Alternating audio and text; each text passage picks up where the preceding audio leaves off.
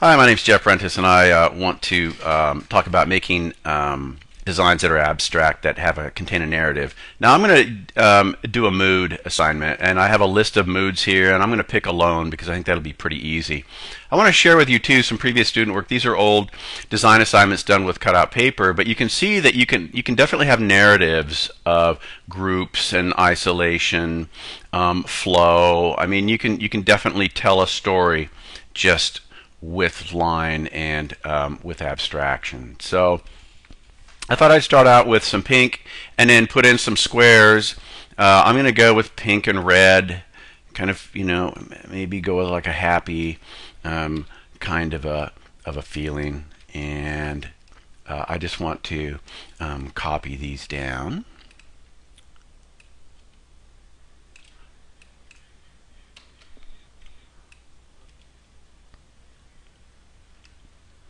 Okay. Now, once I have those and I like my margins and everything, I can actually go over here and I can merge them. I can group them, and then I can copy that entire column over. So, my intent here is to create a group and then create an abstract element that is outside of the group that could infer aloneness or isolation. Okay, so there's my group. You can see it's pretty fast, and we can continue to build up upon those ways of flattening and continuing to develop these. For example, I could copy this entire group here. Look at that. That's nice. And if I wanted to make that my isolated element, I could. Here's the little guy. I was just going to do one square, but I mean, just for the sake of talking about how to use the software, combining, flattening, copying and pasting, and reusing over and over and over is going to come in really handy. I could actually paste this into one of these squares so that the squares start to have texture. But even this right here now, if I feel like it's done, it's really going to be, the way I talk about this.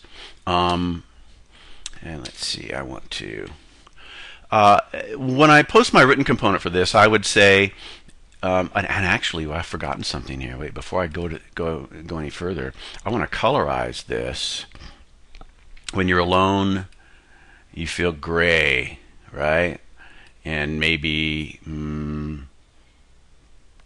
dark mood, or maybe if you're feeling like ignored and just barely noticed. I have so many options here. I can turn this into like a light pink, like there's the wallflower at the dance. It's not getting getting any invitations to dance.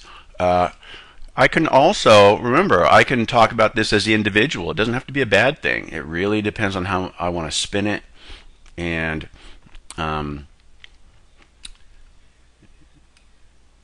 how well I can tell the story. I'll probably do something like that. Okay.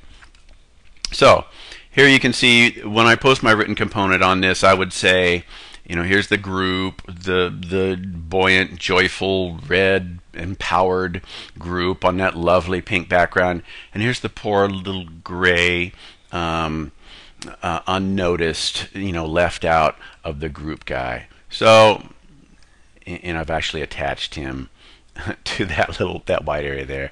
Again, is he going to be that size? Would it be smaller? Would it be larger? I think for an exercise, this would probably do it. And then I could move on, and again, you could, I see that's ready to post and label, right? But let's do another one while we're there. And what could that mean? This to me means power,